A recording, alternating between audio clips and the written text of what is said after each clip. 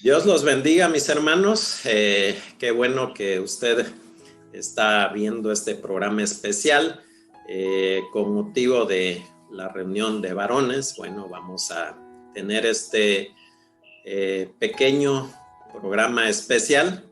Vamos a tratar un tema referente a nosotros, los varones.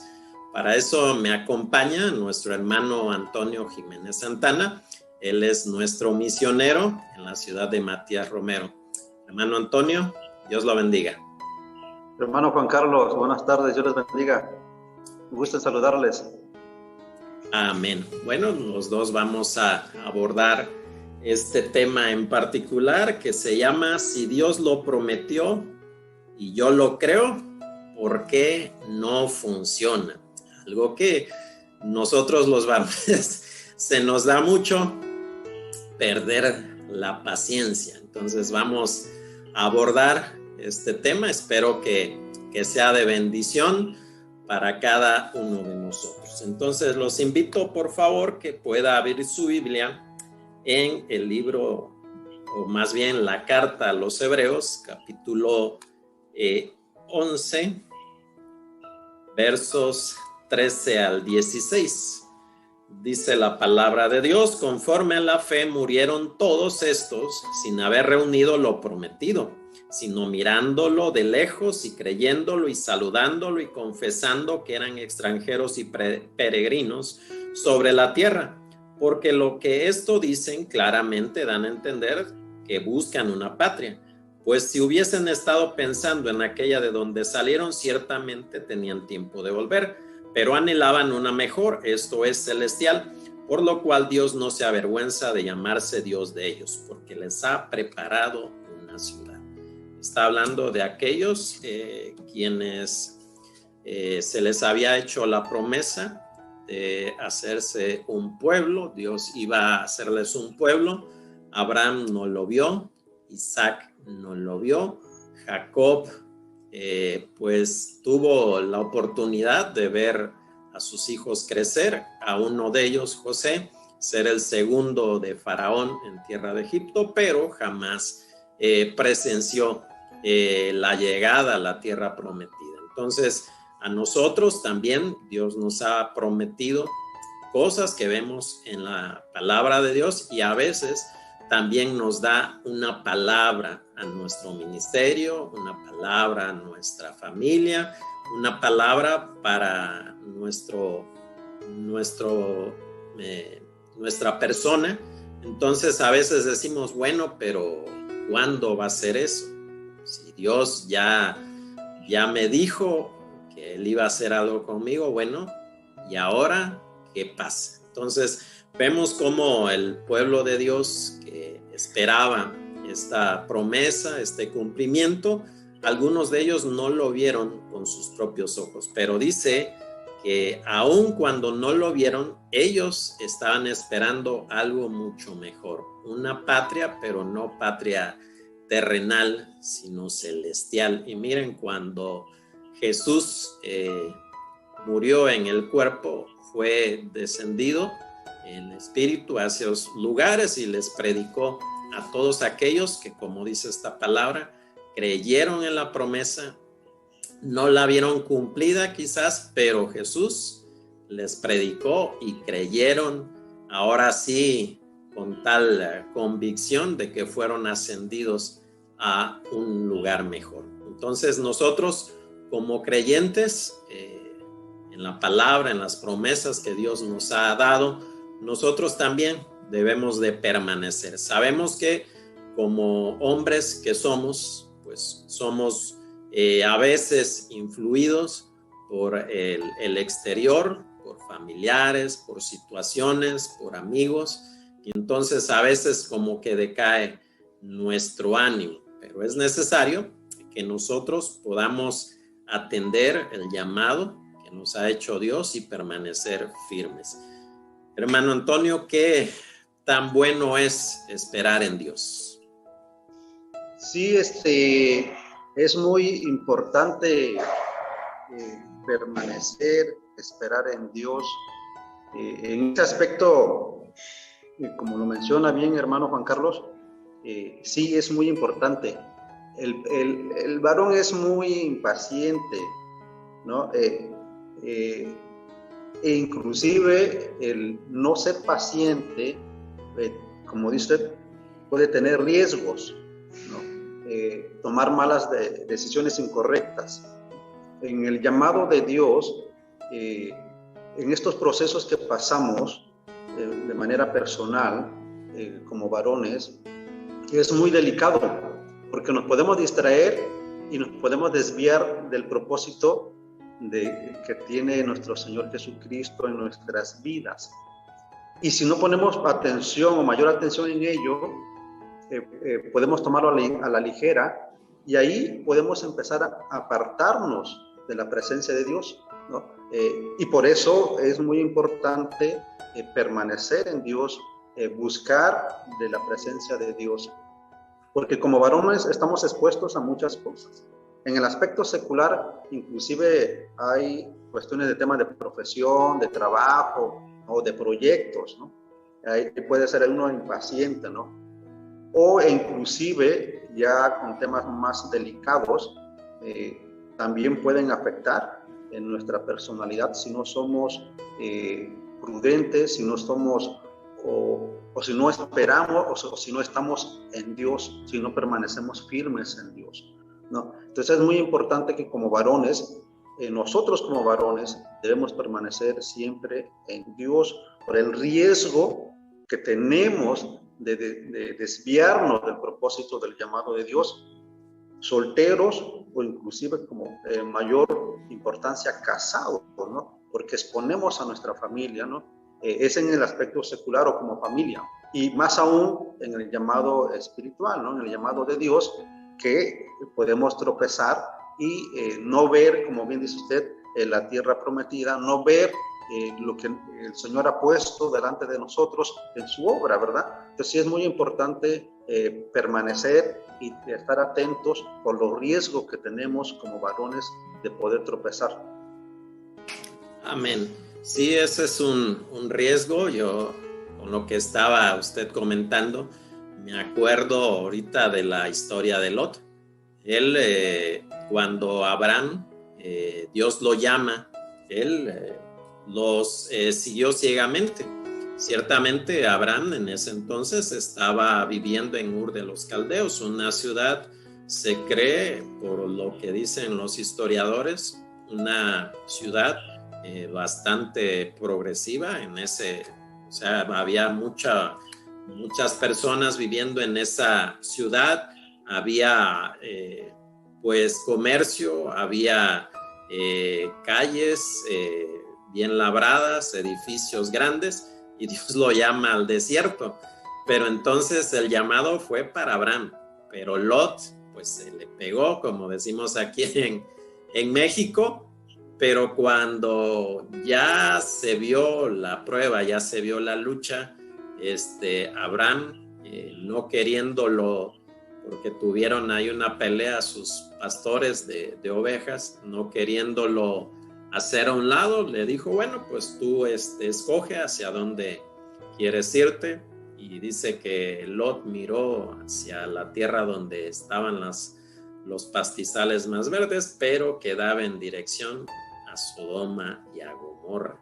Entonces, a veces nosotros, Dios nos ha prometido algo, y a veces como que el enemigo viene, o a veces es el mismo Dios quien trae algo que se parece a eso que estamos esperando, y nosotros caemos en esa figura que no es lo que Dios nos ha prometido. Por poner un ejemplo, alguien está orando por un trabajo, se quedó sin trabajo y necesita de tenerlo para que pueda tener un ingreso para sus gastos, pero resulta que alguien le propone un trabajo, y ese trabajo es de lunes a lunes. Le dicen claramente, no hay descanso más que 2 días al mes, y eso sí, pueden variar. Entonces alguien con la necesidad ha orado, le ha pedido al pastor, le ha pedido a su líder, hermano, ore porque yo estoy necesitado de un trabajo. y resulta que luego viene esa propuesta y nosotros sin mediar, sin preguntarle a Dios, decimos, no, pues esto es lo que estoy necesitando. Y a veces, como usted bien dice, las necesidades a veces son tan fuertes que a veces no nos permiten esperar eso que Dios nos ha prometido.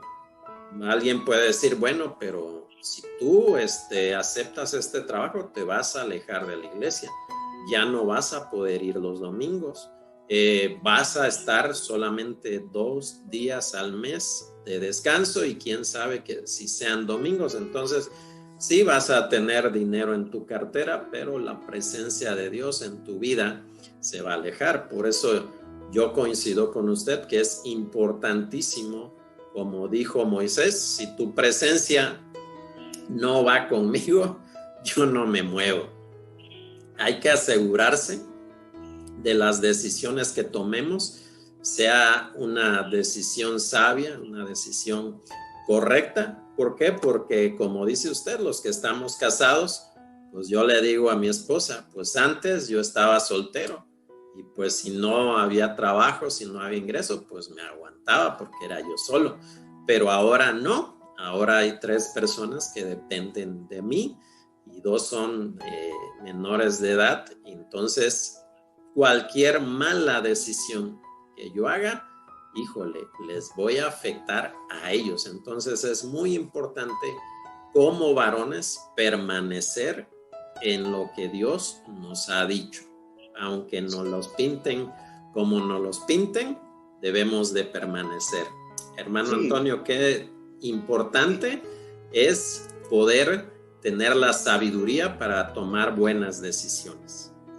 Sí, es muy importante porque viene a mi memoria, inclusive el consejo que usted menciona ha pasado con hermanos al interior de iglesias, pero también vemos, por experiencia, hemos vivido ese lado, ¿no? De por querer tener la abundancia económica, ¿no? Lo hemos experimentado, que no es lo mismo estar en la presencia de Dios, ¿sí? que vivir en abundancia económica material, ¿no?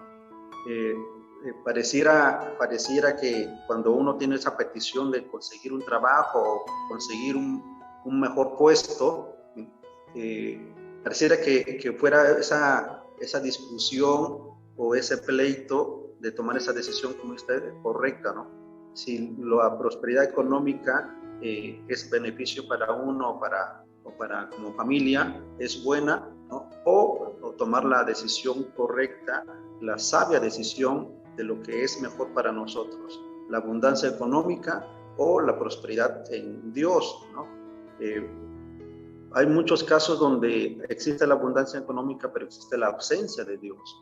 Y de ahí vienen los pleitos, las rencillas, ¿no? Pareciera mentira, pero inclusive se da la prosperidad económica, ¿sí? Pero empieza a haber esa ausencia de Dios y como consecuencia la división o la separación entre matrimonios, entre hijos, porque esa abundancia económica pues aísla como familia, ¿no? Porque le da entrada a la cuestión material y la ausencia de Dios en las familias. Es muy importante que como varones tengamos presente de tomar esa decisión sabia, de tomar la decisión de buscar a Dios, ¿sí? Porque Dios es el que prospera, ¿no?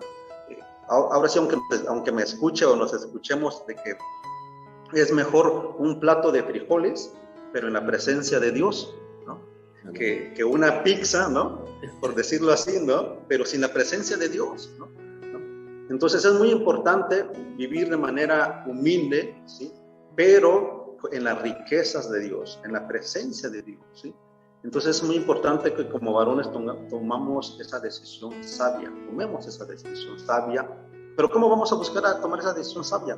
Pues ir a oración, ¿no? Como bien dice usted, hermano, buscarlo en oración, buscarlo permanentemente, ¿sí? Día y noche, para tomar esas decisiones sabias, ¿no? Ponérselo en manos de Dios. He escuchado entre hermanos, entre las amistades del mundo, ¿sí? Que lo primero que hacen es dejarse llevar por sus deseos, ¿sí? Y luego vienen los resultados incorrectos, ¿no? Es muy importante confiar en el Señor, poner nuestros proyectos, nuestros planes, nuestros deseos en manos de Dios y confiar, guiarnos por el llamado o por el consejo de Dios, ¿verdad?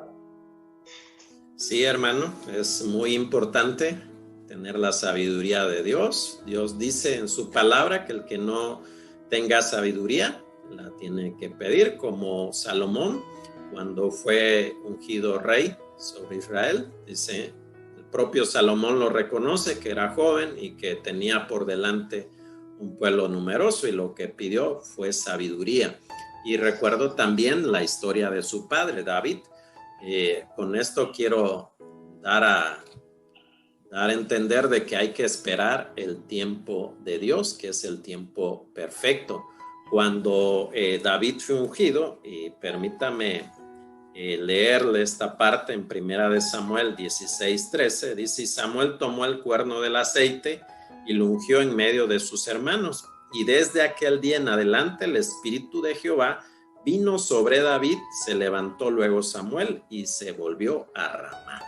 Aquí vemos cómo Saúl había caído en pecado, ya no tenía la presencia de Dios, se había huido de él por no obedecerle, y Dios prepara la sucesión, alguien conforme a su corazón, y le pide a Samuel que vaya a la familia de Isaí, que de ahí iba a tomar a ese líder. Entonces vemos cómo Samuel es obediente a la orden del Señor, va y busca a este jovencito, el menor de todos sus hermanos, pastor de ovejas, y lo unge como rey. Entonces ahí viene una serie de muchas historias, la mayoría de ellas muy calamitosas para David, porque Saúl, como ya no tenía el Espíritu de Dios en él, pues espíritus inmundos lo perturbaban, y entonces cuando él ve cómo el pueblo reconoce a David como un líder, como su sucesor, pues bueno, empieza ahí una batalla en contra de él. Imagínense usted echarse de enemigo, para entenderlo, al presidente de la República, con todo el poder que tiene, y usted solito, bueno, solito entre paréntesis, porque como leímos aquí, el Espíritu de Dios estaba sobre David, pero ahí empieza una persecución. Dicen los comentaristas bíblicos, desde que lo ungió Samuel hasta que fue puesto rey sobre Israel, pasaron entre 15 a 18 años. Entonces imagínense todo ese tiempo de David, qué cosas no le pasaron por la cabeza. Bueno, Señor, si tú me ungiste rey sobre Israel, bueno, ¿cuándo va a ser este tiempo?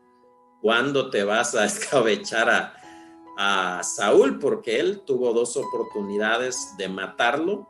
Algunos dicen, pues estaba en todo su derecho, ya había sido ungido rey sobre Israel, es decir, Dios ya le había dado su punto de aprobación. Él podía haber matado a Saúl en las 2 oportunidades que tuvo, pero tuvo temor. Él decía, no, por mi mano no será quitado. Entonces ahí vemos cómo un David espera el tiempo oportuno, el tiempo perfecto, que es el de Dios. Muchas veces nosotros, como dice el título del tema, decimos, bueno, pero si Dios ya me lo dijo, ya me lo confirmó, bueno, ¿por qué no pasa? Bueno, a veces hay cosas que formar en nuestro carácter. Hay algunas cosas que Dios tiene que estar limando, así como el buen alfarero que es, para que nosotros, cuando llegue la bendición, no sea desperdiciada. Hay algunos que cuando éramos muchachitos, cuando éramos niños, nuestros papás nos prometieron cosas, pero obviamente nos dijeron, bueno, cuando tú llegues a la mayoría de edad, cuando tú estés en la carrera, cuando acabes y te titules, tú vas a tener esto y esto. Entonces ya teníamos esa promesa, pero obviamente nuestros padres decían, no, es que si yo te lo doy ahorita, vas a cometer cosas incorrectas, no tienes la madurez todavía para poder darte lo que yo te ofrecí. Entonces, hasta que llegues a esa madurez, entonces te lo doy. Y lo vemos con David, cómo a través de todas las luchas espirituales que tuvo, físicas por supuesto, tener a un rey persiguiéndolo en todo momento, pues yo creo que no fue fácil, pero al final Dios lo establece como rey sobre Israel y venció a todos sus enemigos. Entonces es importante esperar el tiempo de Dios, que es el perfecto. ¿Cómo lo ve, hermano Antonio? Sí, es muy importante saber esperar, saber ser pacientes, ¿no? Cuando tocamos el tema de ser pacientes, es una lucha que sucede como cristianos todavía, ¿no? Porque me estaba acordando de los frutos del Espíritu, ¿no? Y habla de la paciencia. A veces queremos que las cosas sucedan de manera inmediata, o inclusive en el proceso nos hacemos muchas preguntas: ¿por qué estamos pasando este proceso? ¿Por qué esta prueba? ¿Por qué no vemos claro en el Señor, no? Podría decirse, ¿no? Pero como bien dice usted, el Señor sabe sus momentos, los tiempos del Señor son perfectos, ¿sí? Es necesario, es importante pasar por esos procesos de preparación, de restauración, inclusive, ¿no? De manera espiritual, porque como bien dice, ¿no? Suele pasar que no estamos preparados, ¿no? Para lo que pedimos, para lo que podemos pedir, ¿no?